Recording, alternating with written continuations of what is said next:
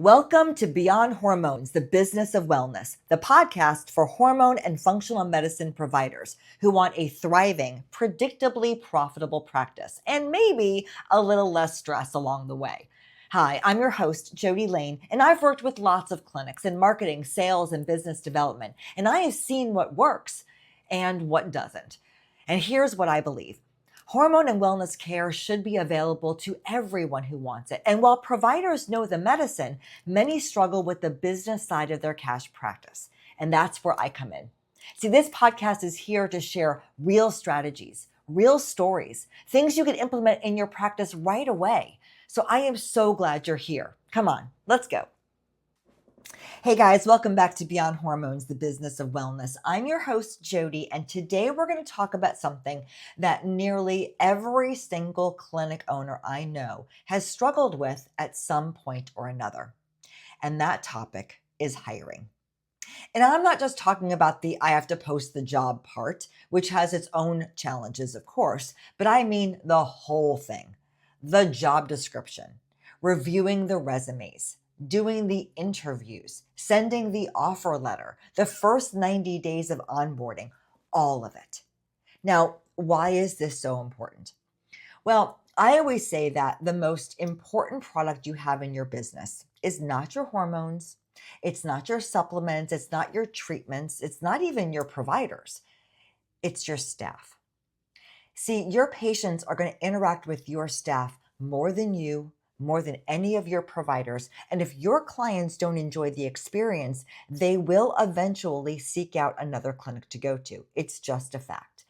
And while most of you learned how to treat patients, and you may have even gotten support on maybe some training on business operations, rarely do business owners and clinic owners get a full course in how to build a team.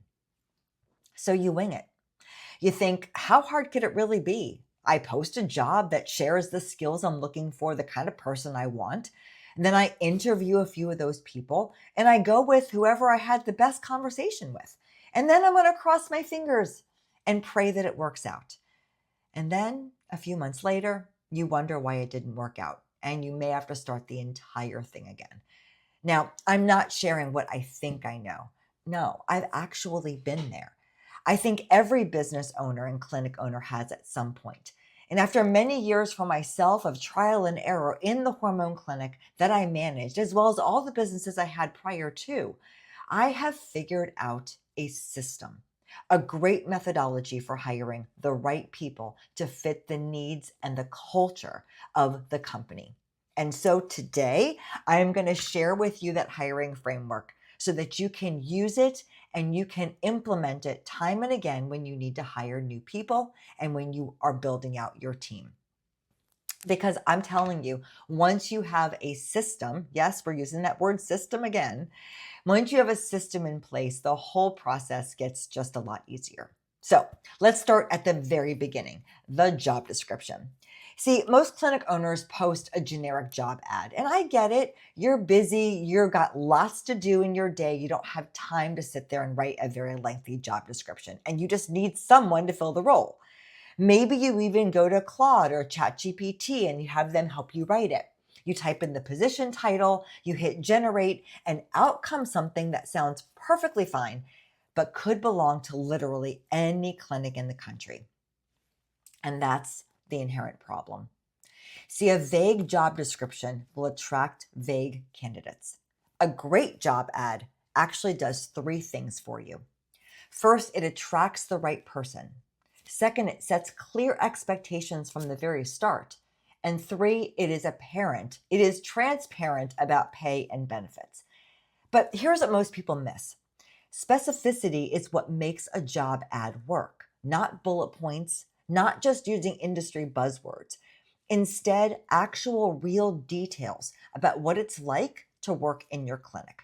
So, what does it look like to put those things in? Well, first, let's talk about the pace and the environment. Are you a high volume, fast moving clinic where someone needs to be comfortable juggling 10 things at once? Or are you a boutique practice where the energy is slower? It's more relationship driven and every patient interaction gets real time and attention. Whatever it is, go ahead and say that, because the person who thrives in one environment will absolutely struggle in the other. All right. The other thing is, what technology do you and your team use? If you're running using a specific EMR, say which one it is. If you have a CRM, customer relationship management software that manages leads and follow ups, then mention that. If you use Slack for internal communications or WhatsApp or whatever, or you use some kind of specific telehealth platform, put all of that in the ad. See, this will filter for people who already have relevant experience, and it signals to everyone that's reading that you have good systems, and that matters to good candidates. All right, another thing, what does a real day in the office look like? Not just a list of responsibilities for the role, but an actual picture of what their day could look like. Does this person open the clinic? Are they fielding patient calls from 9 to noon and then doing admin work in the afternoon? Are they supporting two providers, one provider? Is it mostly in person or is it mostly remote or online? Just paint the picture. All right, another thing is, what is the culture of your team? How does your team communicate? Do you do weekly huddles or staff meetings? Do you have monthly all hands meetings? Do you eat lunch together? Is everyone just heads down at their desk? This stuff tells a candidate whether they're actually going to like showing up every day. Even if they enjoy the role, they may not love the culture. And it'll tell you something about who applies. Hey, listeners, whether this is your first episode of Beyond Hormones or your 50th, I hope you can tell by now how much I love working in the hormone industry and sharing my tips, experience, and guest stories to help you succeed. Your success is truly my personal joy. So if you don't mind, I want to take a quick moment to share a product of ours that I know will truly help many of you build the clinic you have been dreaming of. It's called Practice Automation System. Now, here's something that most of the clinics I've spoken with that have scaled past 7 figures have quietly figured out. Most marketing doesn't fail trying to get leads. It fails after you've already reached them. According to studies, up to 87% of people don't pick up unknown calls anymore. Isn't that crazy? But deep down, I bet you realize it's true. I know I don't answer unknown phone calls, do you? So that means even if your front desk is being incredible and calling them as soon as they come in, there's a good chance they're not going to reach them. And if that's all you try, your marketing dollars just vanished. Not because your advertising didn't produce, it's because your message didn't get through. The Practice Automation System is what we built so that doesn't happen. To reach someone these days, you need to nurture them. They used to say it took 5 to 7 touches to reach someone. Now it can be as high as 20, 30, or even more. We help you text them within 5 minutes, nurture them automatically for weeks and months. The pipeline keeps moving even when your front desk is busy. I spent years running and growing a hormone clinic in Orlando where we grew to over 1,000 patients, 4 providers, and 23 staff members. So we know this works. You know why? Because we used it ourselves well before we turned this into a product. We're not guessing what hormone patients need because we experienced it. To find out if Practice Automation System is the solution you've been looking for, go to acceleratedmedicalpractices.com/automation. That's acceleratedmedicalpractices.com/automation. All right, let's get back to the show. All right, next, talk about what onboarding looks like. This one is underrated. Most candidates have been thrown into a job with 0 training and tried to figure it out. And they may even wear that as a badge of honor, but nobody likes that. If you have a real onboarding process, if you do shadow days or structured training or the 30, 60, 90 plan, which I'm going to talk about in a little bit, then tell them that up front. It's your competitive advantage. It signals that you invest in your people, and when you have a good candidate, they're going to like that. When you write a job ad that answers all of these questions, you stop getting applicants who just need a paycheck. Well, you might get some of those, but you'll also get people who actually want to work in your specific type of clinic. The wrong ones, sometimes they'll opt out on their own, and that is not a loss. And that is the filter working exactly the way that it should. Now, once the applications start coming in, here's the mindset shift that I really want you to make. I want you to treat every applicant like it's a hot lead. And I know that sounds like sales language, and yeah, maybe it kind of is. See, you're trying to sell the right candidate for the job the way you try to sell the right patient for the treatment that you offer. Every day you leave a good resume sitting unanswered. Well, that person is interviewing with other places. And those top talents, they don't wait. Top talent does not wait around. You need to be quick and responsive. You need to be organized and you need to carve out time, even if it's just 30 minutes a day, to actually work your hiring pipeline. Go ahead and put that in your calendar, your patient calendar. Block off the time. Hiring cannot be a side task when you have an open role. It's got to be a priority. And the more you make it a priority, the faster you're going to get that role filled. For sourcing your best candidates, they often come from inside your own team. So remember that referrals are gold. I always recommend offering a referral bonus to your team, something like a $250 bonus if the new hire stays past 90 days. After that, you've got job boards like Indeed and ZipRecruiter. They're your workhorses. You could even go to other industry associations. You could try LinkedIn. It is a little bit more pricey, but it does work better for higher level positions. And if you need somebody super quick, you can always try a temp to permanent job placement company. I've done it a couple times with success. It does cost a little bit more. And if you find someone you like, you can't hire them for a specific length of time. Oh, and don't forget about your own social media, especially if you've taken the time in your marketing to build out any kind of following in your community. It's a great place to share that you're looking for somebody. And it also looks good to those that are looking at your social media to see that you're growing. So go ahead and share when you've got an opening on your channels. Now, let's talk about the interview itself. See, the biggest mistake I see is that people try to wing the interview. When clinic owners go in without a plan, they just hope the conversation goes well. Something goes terribly wrong. So here's just a simple structure that I have done in the past that really works. First, start with a quick screening call, 15-20 minutes, just to confirm alignment on the basics like schedule, pay, and expectations. But also, did you have any rapport with that person? You don't need to go deep into their background at this point. Just have a lively conversation and see if it goes well.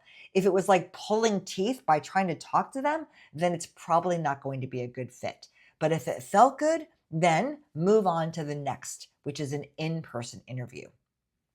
And then, before you make any kind of offer for any kind of role, bring in your top candidates, the top two, for a shadow day.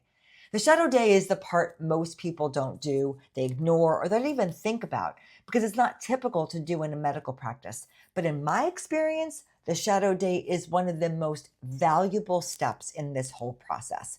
You get to bring somebody in for at least 4-6 hours and see how they actually show up in your environment. Does she ask questions? Is he engaged with the other team members? Is she on her phone the whole time, texting her friends? Do they offer to help at all? Do they join any team members for lunch? That stuff doesn't show up in an interview, but it shows up immediately in real life. And yes, please pay them for their time. It shows a lot about you, and it's basically cheap insurance. You spend a couple of $100 today, but it could save you thousands in a bad hire. Now let's move on to the interview themselves. Don't rely on generic questions. You want to ask behavioral questions. Things like, tell me a time when you had to handle a difficult patient interaction. What happened? What did you do? And what was the outcome? And then you actually want to listen. Let there be silence if they need time to think about it. You'd be amazed at what people say when you just stop talking and wait. Then there's also scorecards. Now, if you're struggling to compare multiple candidates after interviews, then try a scorecard. What you do is you determine what attributes about this role is the most important. Things like communication, culture fit, different skills, attitude, and assign each assessment to them after they interview. It takes all the emotion out of a decision, and that can easily get clouded by just your gut feeling. All right, last piece, and this one's big: onboarding. The offer letter to your potential candidate is not the end of the line. It's just the beginning. I cannot tell you how many clinic owners invest weeks in finding the right person, and then they show up on day one to a desk with no logins, no computer, no orientation, no plan. And the new hire is immediately wondering if they made the right decision.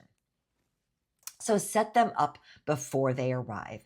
Have their workspace ready. Have a welcome gift. Seriously, something small, a plant, a coffee mug. It tells them that we were expecting you, you matter here, and that you're excited that they're there.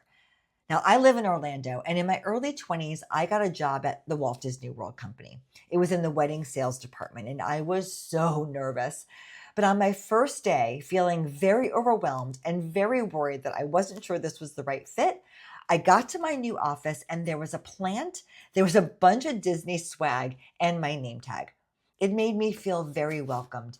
And in turn, I was excited to start my new job.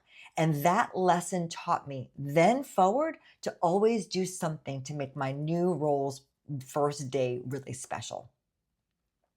Another thing that I love is what I call the 30, 60, 90 framework, meaning that in their onboarding by day 30, they should understand the role and be performing it with support.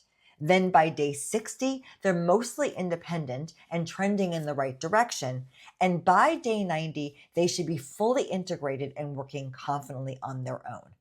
And on the 90-day mark, do a real conversation, a review, not just a quick check-in, but really sit down. Recognize what's working for them, talk about what they can improve, set goals together for the next stretch. And a lot of this is on you, because if you're not training them from the start so they get to that 90-day goal of being able to do the job, then you have to go back and fix your onboarding process.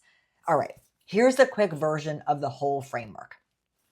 Write a job description that actually reflects who you are and what you need. Work your pipeline for your potential interviewees just like a sales funnel. Stay on it every day. Interview with intention.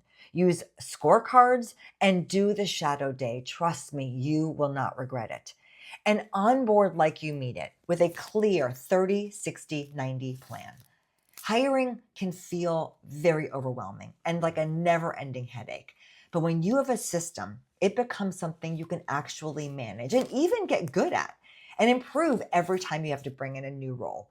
This whole framework, including job description templates, interview scorecards, and a 90-day review worksheet, is available inside the Accelerator at accelerator.acceleratedmedicalpractices.com. It's all inside our workforce module. And if hiring has been a pain point for you, then I really want you to get in there and give it a shot. As you know, if you've listened to other episodes, you can sign up for free. You can purchase courses as you need, or you can go ahead and sign up for the $99 Power Pass and get it all. Okay, guys, I hope that you have found several golden nuggets from today's podcast that you can use in your clinic. And the next time you have a new role to hire for, go ahead and follow these steps. You're going to see that if you put each one into place, they build upon each other and it makes the entire process easier. But more importantly, you have a much better chance of getting the kind of candidate that is going to stay for a very long time. So you don't have to do it again, which is the goal. All right. Thank you so much for being here today. I hope you've enjoyed today's Fiverr, and I will see you on Monday because the next episode, we have a very special guest, Dr. Ivan, who is the owner of Lifestyle Medicine down in Miami, is going to talk to us about he grew his clinic with no marketing, no memberships, just giving excellent patient care. And it's really a game changer. All right. I will see you then. Thank you for listening to Beyond Hormones, the business of wellness. I hope that you're walking away with fresh ideas and real strategies you can use to grow your practice with profit and purpose. If you enjoyed today's episode, be sure to follow the show so you never miss a conversation. And if something you heard today resonated with you, Do me a favor, share this episode with a friend or a colleague. It's one of the best ways you can support the show, and it might be exactly what they need to hear right now. If you want even more tools and support, go ahead and head over to acceleratedmedicalpractices.com. Until next time, keep doing the work that matters. Your patients need you, and I am cheering you along every step of the way.